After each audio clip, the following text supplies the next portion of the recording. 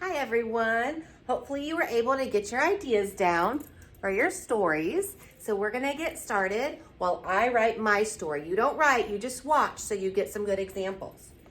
Okay, so I'm gonna decide to write about Bennett offering to wash my car.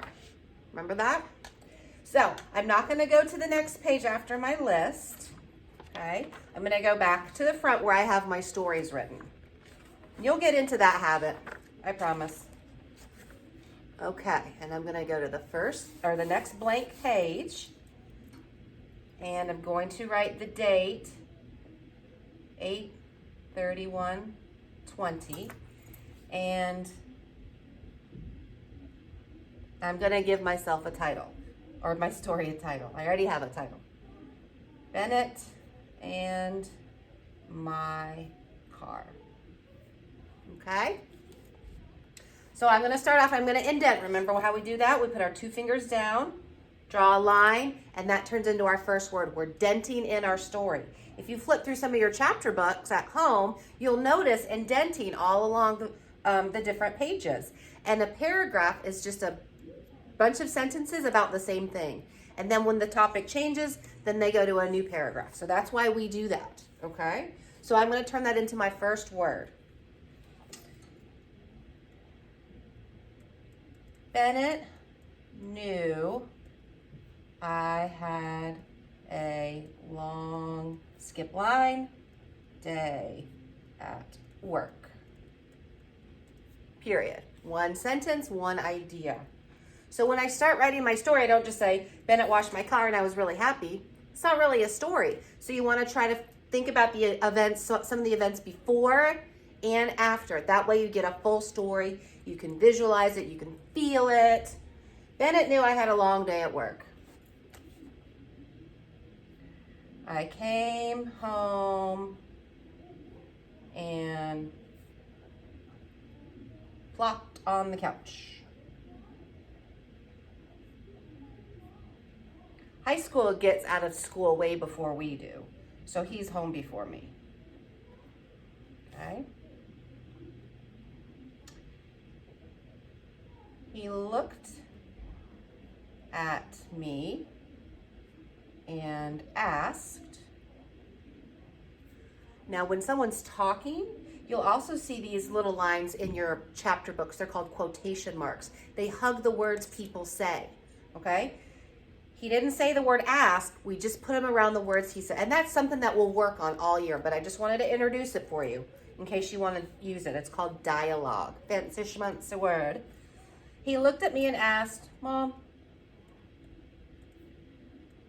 can I wash your car? Question mark, because it's a question mark. And then my quotation marks, because this is the only thing he said. I hugged him and said, of course. Exclamation mark, quotation marks. I know, lots of stuff. So now I'm going to start to bring in some of my sequence words. First, he washed the outside. Now you might be wondering, why did I put a little dash here? Because I came to the end of the pink line. You put the rest of the word on the next line and you split it where there's a syllable. Outside. Out is the first syllable, so I do a little dash and go down, okay? You might see that in some of your books too. There's a lot of things going on here, a lot of new ideas. Right now, I just want you to really focus on writing a good story. First, he washed the outside with soap and a sponge. And you want to make sure you get those details in. Rather than first he washed the outside, well, did he wash it with a hose, a rag, a sponge? If I don't tell you, you won't know. So you got to make sure you get those important details in. First he washed the outside with soap and a sponge. Then he dried it off with a special towel. Period. Okay? One event gets your period. After that, can you guess what he did next? He vacuumed the inside of my car.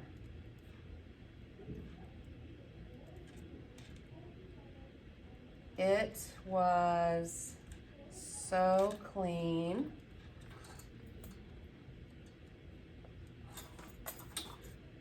Exclamation mark. I was so touched that I even cried a little. Big hugs to B. Sometimes I call him B. You know how sometimes moms and dads cry a little if there's something really special or you do something really nice and it touches their heart a little bit. Okay, now I'm not done yet. Why? Because after you write something, you always want to reread just to check for spelling or errors and, oh, I forgot to put a period here. Oh, I could put a different word in here. So you always want to reread your story when you're done. Bennett and My Car by Mrs. Gina Peters. Bennett knew I had a long day at work. I came home and plopped on the couch. He looked at me and said, Mom, can I wash your car? I hugged and said, I should have put in the word him. I hugged him. That's why we reread. I just proved it to you. I hugged him and said, of course. First, he washed the outside with soap and sponge. Then he dried it off with a special towel. It's called a chamois. After that, he vacuumed the inside of my car. It was so clean. I was so touched that I even cried a little. Big hugs to B. Okay, so now it's your turn to write a story from your feelings list that we made in the back earlier. Okay? Now, if you think of something else that you want to write about, that's fine too. All right, so I want you to write your story, have mom or dad read it when you're done, and then you can go to your discussion post, and I want to know what you wrote about. You don't have to write your whole story. You can just type it in one sentence. What did you write about? Okay? I can't wait to read them, and then you can, after you post, then you can read what your friends are writing about too. So it's another good way to get to know each other. All right? Happy writing. And sometimes when you're writing, your hand might start hurting. That's when you need a break. Put your pencil down, tickle the air a little bit, loosen up your fingers, okay? That's what I always tell at my class. Tickle the air, loosen up your fingers. That's okay. All right? Happy writing, and I can't wait to read your posts.